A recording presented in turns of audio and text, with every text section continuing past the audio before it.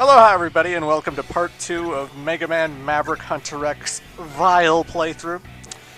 So now we're going to go after Storm Eagle, and as you see here, I actually got two things from Chill Penguin. There's the Frozen Castle, it reduces damage by half. I can't unequip it, it's just automatically on my person forever. And I got the Distance Needler, which acts as a ice projectile that replaces my machine gun. It's also the most useful machine gun upgrade, the best wrist upgrade that Vile could possibly have. It could pass through enemies, it could pass through Lamp Joe, or whatever the fuck his name is, his shield. And it's super powerful, you know, it's all kinds of awesome.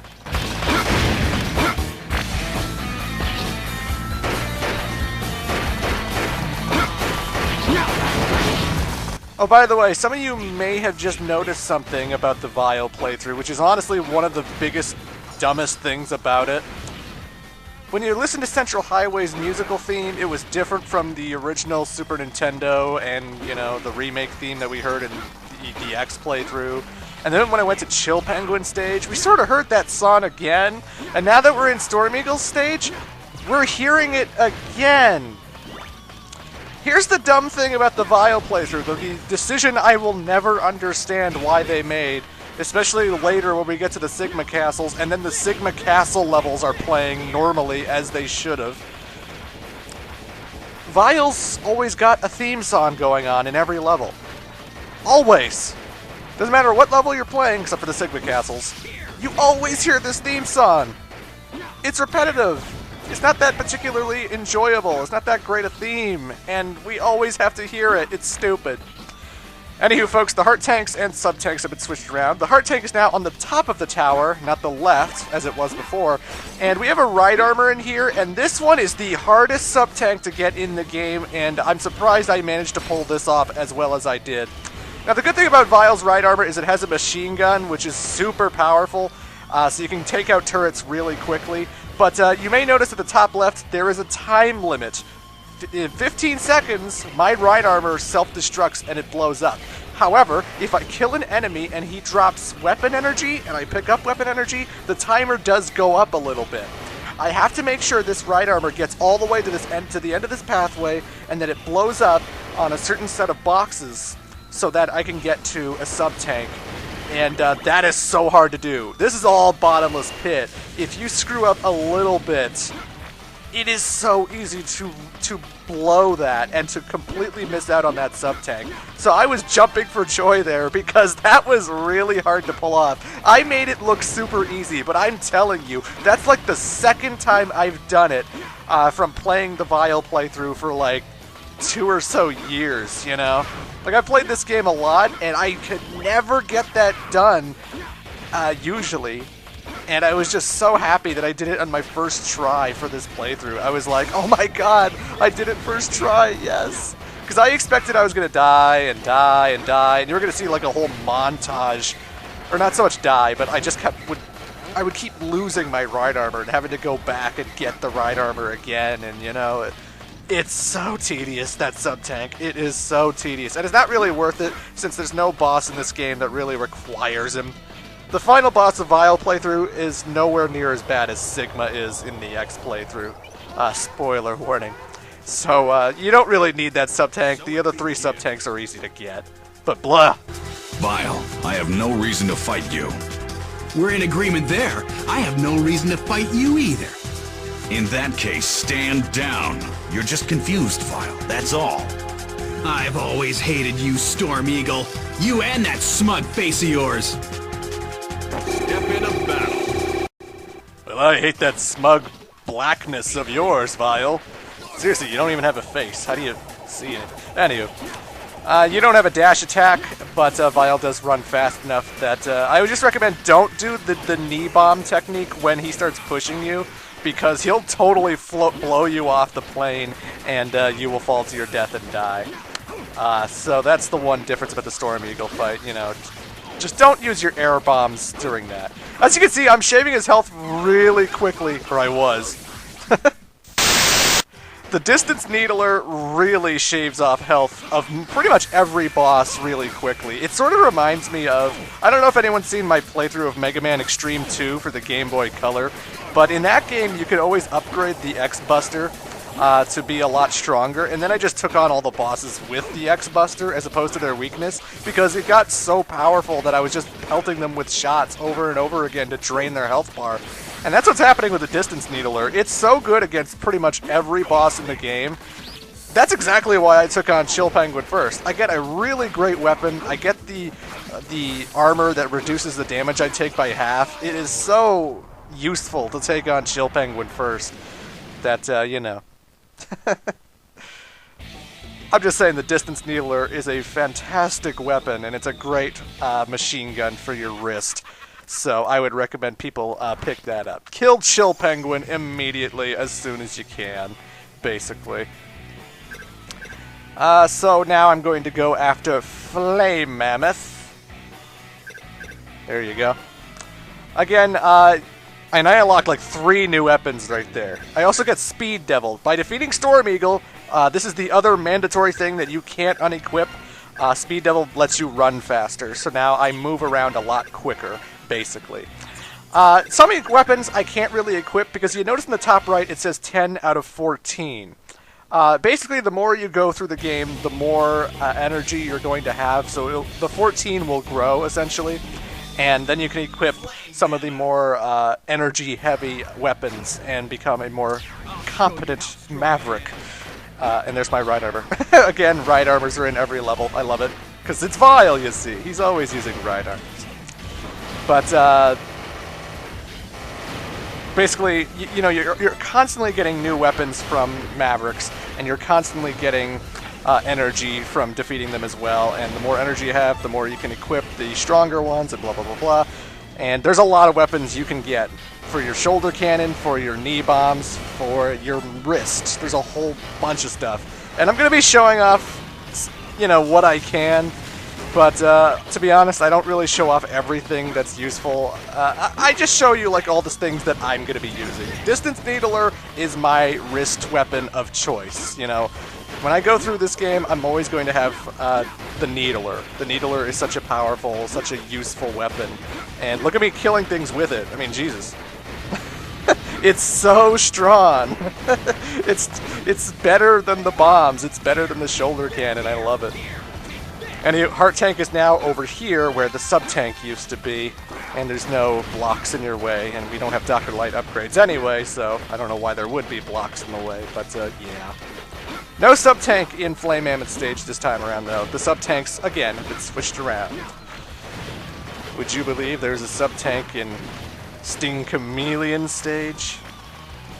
Because there is. In this playthrough, anyway. But again, when I get new weapons, if I can equip it, I will show it off. But for the most part, I'm not really choosing the Mavericks in any specific way so that I can show off all the weapons. I'm just doing it in a convenient way where I can kill them all easily and get heart tanks along the way, and, you know.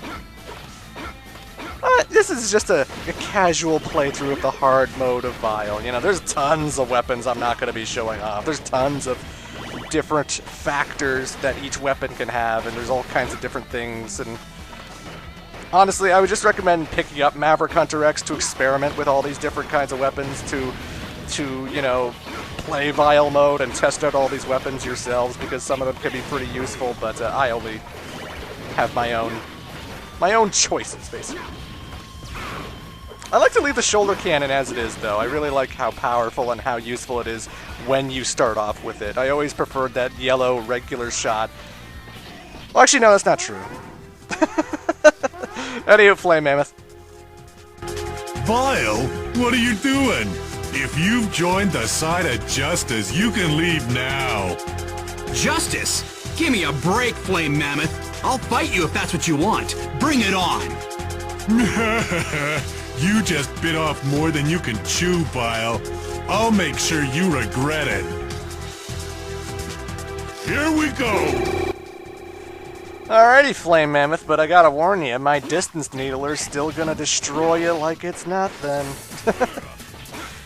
Even though, you know, Chill Penguin's supposed to be weak to you, and you'd think the ice weapon, the distance needler, wouldn't be as strong on you, but no, it's pretty good, pretty good. Again, Flame Mammoth's one of those Mavericks you can take on first because he's so slow and he's so predictable, so you really shouldn't have a problem with this guy, even if you're Vile. Especially because you got the knee bombs now and you can sort of stay suspended in the air. That is so useful to have against Flame Mammoth. That ability to just stay in the air, stay off the conveyor belt, and just drop a very powerful weapon down onto him. You shouldn't have a problem when you're playing as Vile. I love the villains. Anywho, now I shall be going after Spark Mandrill. Why? Because I can.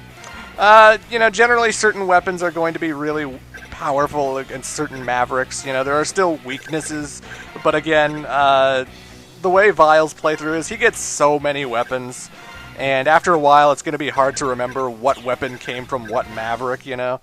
Like, if you told me which Maverick gets really hurt by Vile's straight nightmare, how about his rolling missile? How about his fire napalm or whatever? You know, it's like they're all basically chest weapons at his disposal that are all super useful, and it doesn't really matter weaknesses. I don't think weaknesses are a big, you know, deal in the Vile playthrough. I think every weapon's pretty competent at what it's supposed to do, you know?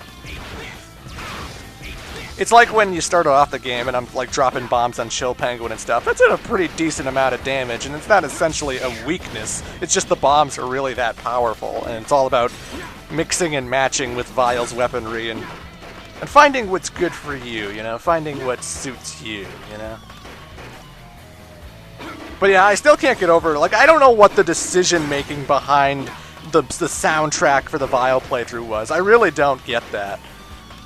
Like, I understand if they want to change, like, Central Highway to have a more menacing theme because it's the intro stage and they want it to be like, oh, you're in the Vile playthrough now. Or, you know, what they should have done is made some, like, really heavy metal remixes of the stages and done that or something. I don't know. But just having one basic theme that goes on constantly during the entire game, that makes no sense. And then they totally retract it when you get to the Sigma castles. It's like when you get to Sigma 1, oh, that's the Sigma 1 theme. Well, why did you just go back to the regular soundtrack now? Maybe I'd rather hear Spark Mandrill's theme right now. I don't want to hear Vile's stupid theme. It's not that good. It's just kind of there. Yeah, I just got this shoulder cannon. That shoulder cannon is so lame. It's nowhere near as good as the default shoulder cannon. So again, some weapons will not be to your liking, some will. I'm going to show off what I can, but yeah, there's no sub-tank in Spark Mandrill stage anymore, so I didn't pass one when I didn't go to the lower route at the beginning. But this place does still have a heart tank. That's always been true with every Mega Man X game. Every level generally has a heart tank. There are 8 heart tanks, 8 Mavericks. So if you're looking for one, you have to think about which level you didn't get a heart tank in. If I want to get it in this level, I have to have a very specific timed jump with this ride armor right here. I have to hop out in mid-jump to the platform that it is even in the X playthrough. So let's see if I can pull that off. Let's see. Ah, I missed. And when you hop out of the ride armor explodes, so you can't really jump out of it. It's not like the original ride armors that X rides in his playthrough. You get out of it, it blows up, and then it just sort of disappears, and you're going to have to, you know, come back another time. When you defeat Boomer Kuwanger, you also get another version of a rolling cutter type weapon that will retrieve items for you. So you can use that for certain heart tanks and sub-tanks later. But we'll come back to that one. I just wanted to say I probably could have gotten that heart tank, but I screwed up my jump, and, you know, it was either restart the level for the sake of the LP, or I'll just come back later. So, I'll come back later. Whatever.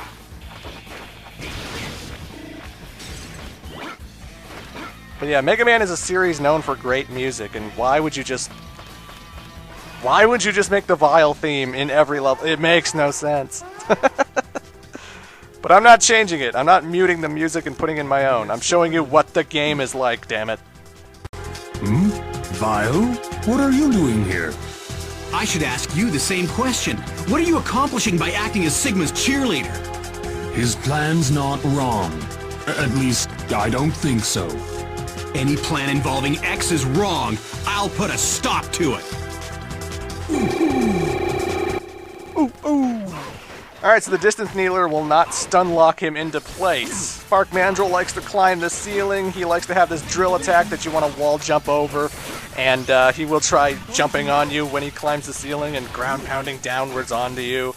But again, like Flame Mammoth, I think Spark Mandrill's a pretty slow boss. So even if I didn't have Shotgun Ice to stun lock him constantly, the Distance Needler is technically an ice weapon, so it shaves his health pretty quickly, and he's just so slow that it's easy to dodge his stuff. Spark Mandrill has always been an easy boss to me, so yeah.